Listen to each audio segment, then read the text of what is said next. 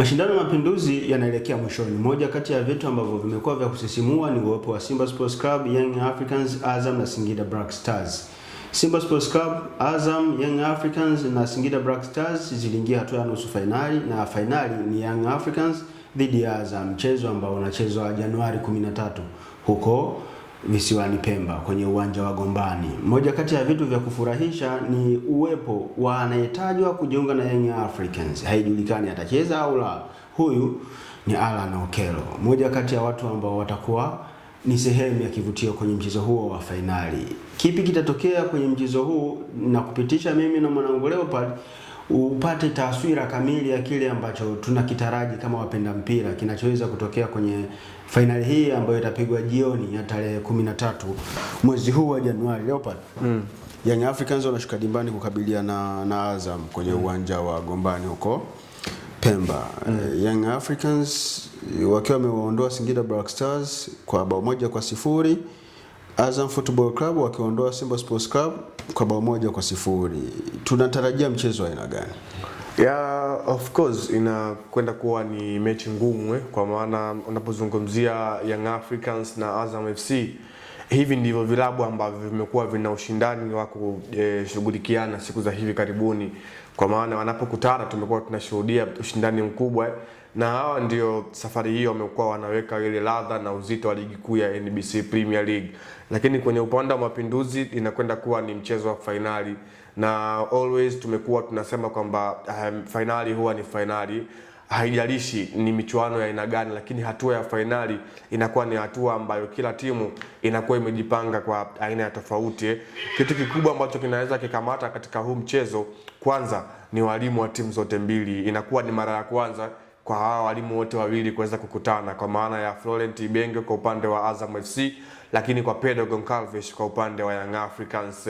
Kitu kikubwa ambacho kinawezekana na tukakishuhudia kwenye huu mchezo ni kila mwalimu kuweza kuingia kwenye kikosi akiwa anamtesti mwenzie jinsi gani ambavyo atakuwa ameingia kwenye huo mchezo, kwa maana walimu wote wawili wamekuwa ni walimu ambao ni flexible katika mbinu, wamekuwa ni walimu ambao hawakaririki, wamekuwa wanabadilika kutokana na aina ya mchezo, lakini pia kutokana na game plan husika ya mchezo ambao wanaingia nayo. Tumeshuhudia mchezo wa mwisho Azam FC amepita katika kigingi ambacho kila mmoja anasema kwamba kilikuwa ni kigumu, kwa maana ya kumuondosha Simba. Ana testi, ana fatiki ya hizi mechi kubwa compared na Young Africans zao, nayo pia alikipiga dhidi ya Singida Black Stars, lakini bado unaweza kuona kwamba Young Africans alikuwa anapewa nafasi kubwa kwenye ule mchezo kushinda kuliko Singida Black Stars.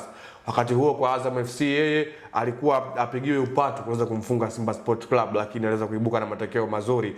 Kwa hiyo inakwenda kuwa ni mechi ambayo mbinu za walimu zinaweza kuwa ni sehemu ya kuamua huu mchezo, lakini individual brilliance kwa wachezaji inaweza kuwa sehemu ya mchezo. Lakini tunashuhudia mara ya mwisho Young Africans na Azam FC kukutana, I think walikutana katika mchezo wa ligi kuu na Young Africans alibuka na ushindi wa bao 2-1 katika uwanja wa Azam Complex. So unakuja kuangalia bado ile kumbukumbu inakuja kuendelea. Silaha kubwa kwa Azam FC haiwezekani kuwa ni wachezaji, lakini pia mwalimu Florent Ibenge, mbinu zake ambazo amekuwa anazionyesha ndio zinaweza kuwa silaha kubwa kwa upande wa Azam FC. Young Africans kwa maana wachezaji waliokuwa kwenye timu ya taifa wamerejea nchini Tanzania na direct wameenda Zanzibar kujiunga na kambi ya Young Africans. Inawezekana kesho akawa sehemu ya mchezo, lakini hatujapata taarifa kuhusiana na upande wa Azam. Tuangalie upande wa Young Africans. Baka anaongezeka, Mwamnyeto anaongezeka, lakini pia anaongezeka Dickson Job. Tutarajie kikosi cha aina gani kwa upande wa Young Africans? Ukilinganisha kwamba hawakuwepo wakati mashindano haya yanaanza.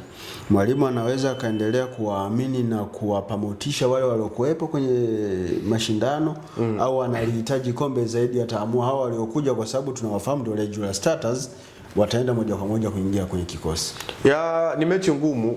Kama mechi ngumu, basi inakuhitaji wewe kama mwalimu uwe na timu yako ambayo ipo perfect. Ndio maana tumeona uongozi wa Young Africans wachezaji wao ambao walikuwa katika michuano ya AFCON, kwa maana Dickson Job, Ibrahim Abdurrahman Baka, Bakari Mwamnyeto, bila kumsahau mlinzi wa kushoto Mohamed Hussein Zimbo Junior, wakaamua kwenda visiwani Pemba kwa ajili ya hiyo fainali, wakiwa wanaamini kwamba wana mchango kwenye timu na aina ya mchezo fatiki iliyokuwa kwenye huo mchezo inawahitaji wao kwa kiasi fulani. So hii inakuwa inampa uwanda mpana wa mwalimu Pedro Goncalves katika upande wa squad selection ama first 11 selection katika mchezo wa kesho, kwa maana mwalimu anakuwa na wigo mpana wa kuchagua wachezaji ambao huenda wakafiti katika ule mfumo wake. Tumeona Young Africans katika hii mashindano ya Mapinduzi walikuwa wana ups and downs nyingi katika eneo la kikosi, hasa katika eneo la walinzi wa kati. Tumemshuhudia Pedro Goncalves alikuwa anaanza mchezaji ambaye katika eneo la ulinzi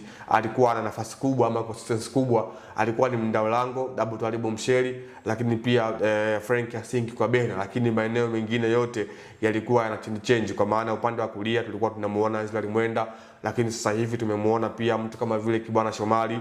The same pia kwa upande wa kushoto Shadrack Kiboka amekuwa anaonekana sana, lakini pia eneo la up back 5 tumemshuhudia alianza bwana mdogo Ninju Abubakar Othman, lakini pia tumemshuhudia Conte Musa Bala Conte katika hilo eneo akiwa anacheza, lakini urejeo wa mtu kama vile Baka na Dickson Job huenda ikampa mwalimu chaguzi sahihi nani ambaye anakwenda kucompete, kwa maana wanakwenda kucheza na timu ambayo katika eneo la kushambulia wana advantage ya kuwa na washambuliaji ambao ni bora katika hilo eneo, kwa maana Azam FC wana faida ya kuwa na mtu kama vile Jeff Kitambala bora katika hilo eneo.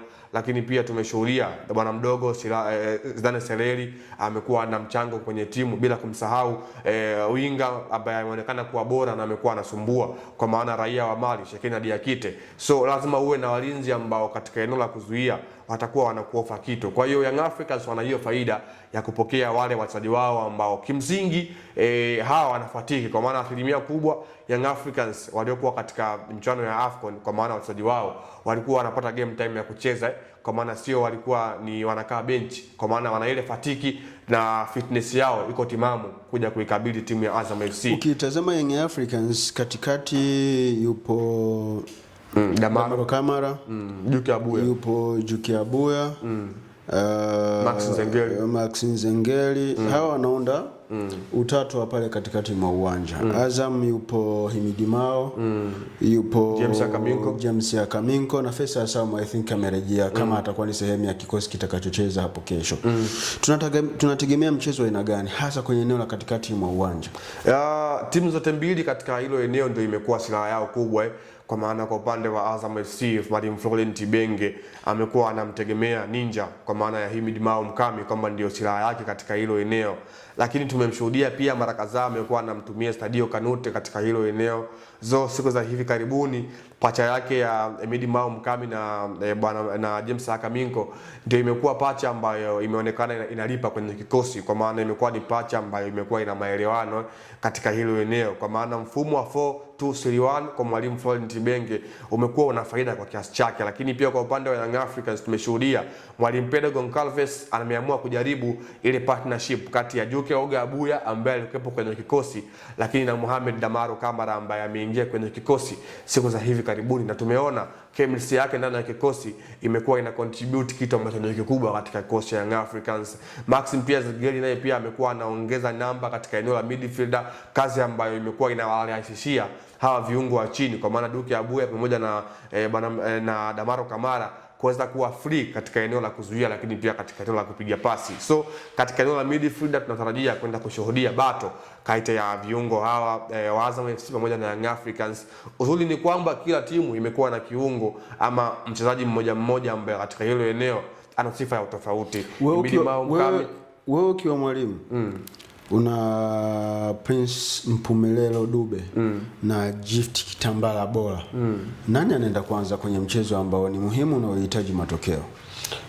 Of course kila mchezo unahitaji mchezaji wa aina yake ama falsafa ambayo mchezaji anaweza kaienenda, lakini katika mchezo ambao tunasema kwamba hakutokuwa na nafasi nyingi ambazo timu itatengeneza kwa maana Azam FC watakuwa wameshajizatiti katika maeneo yote, ambapo tunasema kwamba kama ukipata nafasi jaribu kubadilisha iweze kuwa bao, lazima uwe unamhitaji mshambuliaji ambaye ni kila katika boxi, kwamba ni fox on the box, na katika hilo eneo mtu kama vile Prince Dube ameonekana kuwa bora. So Prince Dube anaweza akaofa katika hilo eneo. Jafite Kitambala Bora ni mshambuliaji ambaye amekuwa anafunga, lakini tunaona ili mradi afunge goli moja inamhitaji apate nafasi kama 4 katika au 5 katika mchezo mmoja, kitu ambacho kwenye hizi mechi kubwa zimekuwa hazitokei mara kwa mara, kwa maana umakini unakuwa ni mkubwa, watu wanakuwa hawafanyi zile mistakes kama utakavyocheza na hizi timu ambazo ni za mid table teams. So kwenye hizi mechi kubwa unahitaji kutengeneza nafasi moja, na hiyo nafasi moja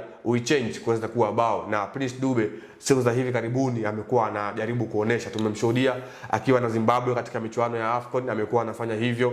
Dhidi ya Misri alifunga bao ndio timu yake kupoteza, lakini tumeshuhudia pia katika mchezo wa Young Africans dhidi ya AS FAR alifanya hivyo. So amekuwa na hiyo consistency kwa siku za hivi karibuni, na naamini Young Africans ama kwa Mwalimu Pedro Goncalves anaweza kuwa chaguo la kwanza katika mchezo dhidi ya Azam FC. Tutarajie Aish Manula ataendelea kuwa sehemu ya kikosi cha Azam Football Club kuelekea mchezo wa mwisho kabisa dhidi ya Young Africans. Yeah, of course, winning team never change. Aish Manula amekuwa na mwendelezo mzuri katika hii michuano akiwa na Azam FC, na tumeshuhudia kile ambacho amekuwa anakifanya.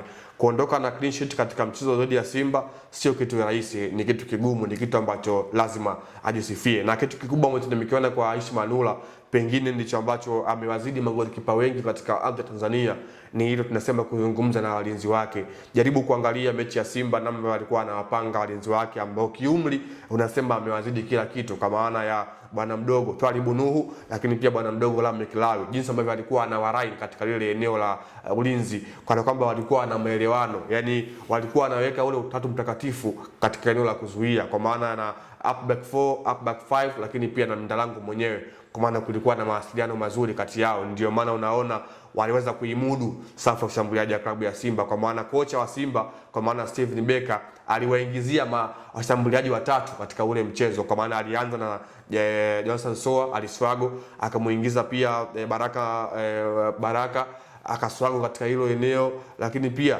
akamuingiza Steven Mukwala baadaye naye pia aliswago. Kwa hiyo yote inaonyesha kwamba kuna mawasiliano mazuri baina ya hawa walinzi. Kiumri ni wadogo, lakini katika utendaji wamekuwa wana ufanisi mkubwa, na hiyo ndio imekuwa silaha kubwa ya Aish Manula. Lakini pia kama Azam FC wakiwa wana faida ya kuwa na Zuberi Foba, ambaye huyu kimsingi kwa wakati huu ndiye first 11 ya mwalimu Florent Ibenge, anaweza pia kuwa sehemu ya kikosi, lakini mwalimu ambacho sasa hivi ambacho anahitaji ni ile chemistry na kuzoeana katika haya mashindano, kwa maana tumeona takriban kwenye mechi 4 za Azam FC hawa ndio ambao wamekuwa wanapata kwa muda mrefu, na wamekuwa wana yale maelewano ambayo yamekuwa wanalipa kwa sehemu moja ama nyingine. Kama kila kitu kitabakia constant, then mpira upewe haki ya kuamua nani anaenda kuwa bingwa mashindano ya Mapinduzi. Yeah, of course, kama nilivyosema, this is derby, na derby ya Mzizima, na always derby ya Dar es Salaam. Yeah, of course, derby imekuwa ni ainaga kubashiri kawaida. Lazima kuwe kuna vitu ambavyo vinafanya derby iweze kuwa ya kipekee yake, na moja kati ya matokeo ya derby ni yale ambayo unafikiria kuwa ndio yanaweza kuwa sio. Kwa hiyo mimi mwenyewe pia niseme kwenye derby ni ngumu kuweza kubashiri nani ambaye anaweza kaondoka. Tumeshuhudia kwenye derby iliyopita, kwa maana derby ya Mzizima, tuliona kile ambacho kilitokea. Watu wengi walikuwa wanampigia upatu Simba kwamba anaweza kuwa title contender, lakini kaja kutokea tofauti kwenye ule mchezo. So on this pia nasema kwamba hii ni derby, na tuipe derby heshima yake, kwa kwamba ni ngumu kutabiri nani ambaye anaweza kaibuka nao ushindi, lakini kikubwa ni kwamba yule ambaye atakuwa amejipanga na atakuwa ameshaweka mikakati yake vizuri ndiye ambaye anaweza kuibuka na ushindi katika huu mchezo. Atakayekuwa amejipanga ndiye atakayeibuka na ushindi kwenye huu mchezo. Kwenye kila mchezo huwa kuna timu tatu. Kuna team A, team B, kwa maana ya zile mbili zinazochuana kwenye uwanja. Kwa mfano mchezo wa kesho, Young Africans ni timu ya kwanza na Azam Football Club ni timu ya pili, then timu ya tatu ni timu ya waamuzi, na hii ndio itakayoshinda mchezo wa kesho. Mimi naitwa Osama Hamisi Osama, tukutane siku nyingine. Hii ni The Golden Boot.